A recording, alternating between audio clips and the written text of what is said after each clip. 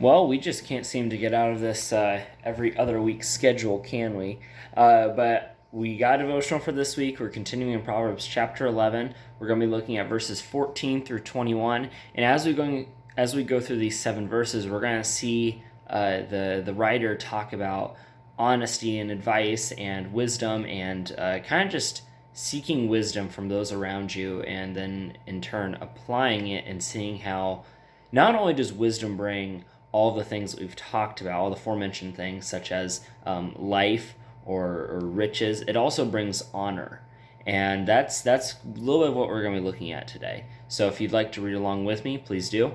But Proverbs chapter 11, verse 14, verses 14 through 21.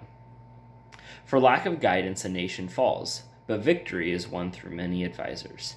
And whoever puts up security for a stranger will surely suffer, but whoever refuses to shake hands and pledge is safe. A kind-hearted woman gains honor, but ruthless men gain only wealth. Those who are kind benefit themselves, but the cruel bring ruin on themselves. A wicked person earns deceptive wages, but one who sows righteousness reaps a sure reward. Truly the righteous attain life, but whoever pursues evil finds death. The Lord detests those whose hearts are perverse, but he delights in those whose ways are blameless. Be sure of this, the wicked will not go unpunished, but those who are righteous will go free. So when we look at these verses, there's a couple of things that stand out. At least when I read these verses, a couple of things stand out. One, for lack of guidance, a nation falls, but victory is won through many advisers.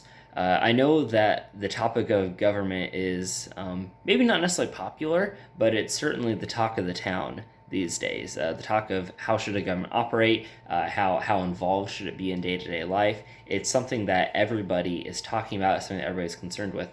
And despite the flaws that government may have, one thing that I believe American government has gotten right is the fact that there are many safeguards and checks. And as a result, it's not just one person at the helm. It's not just one person who calls all the shots, regardless of what party there are. And that's why even if there's an election where somebody is elected president that you don't think is going to lead the country in the best way, we can always rest assured that, Congress and Senate and the Supreme Court, those are still very diverse positions of power in terms of beliefs and party lines and all that other stuff. So no one person is going to change the entire course of the nation. It has to be many persons working together towards that common goal. And so it's just a testimony that if a nation is built on getting advice and having to work with many different people, it's not just based on one person's decisions and one person alone, that's a pretty good start to being a successful nation, being a successful country. And then the next verse can be somewhat confusing if we misinterpret it. Verse 15, whoever puts up security for a stranger will surely suffer, but whoever refuses to shake hands and pledge is safe. When we read this, at face value, it almost sounds like, hey, don't make deals with anybody, don't make promises. And on top of that being impossible, no matter, it was impossible to us back then to make no deals at all, and it's impossible for us now, especially with contracts being abundant. It's more about don't enter into an agreement or, for instance, don't co-sign with somebody that you just met today or somebody that you don't really know. Make sure that if you're making a deal with somebody, you have good reason to trust them. Don't just pledge to help anybody and everybody because there are people that are dishonest. It's good to know that there's a reason to trust this person. So make sure that you have a good reason before you just make a promise that could lead you to ruin or harm.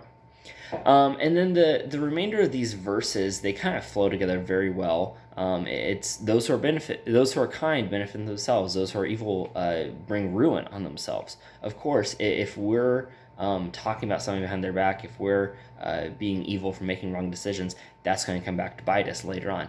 But on the other hand, if we are complimenting somebody behind their back, if we're working hard at our job, if we're continuing to grow our wisdom, that's only going to help us in the long run.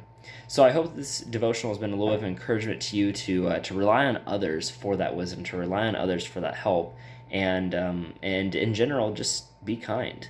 I hope you all have a good week, and I'll see you on Sunday. Go in peace.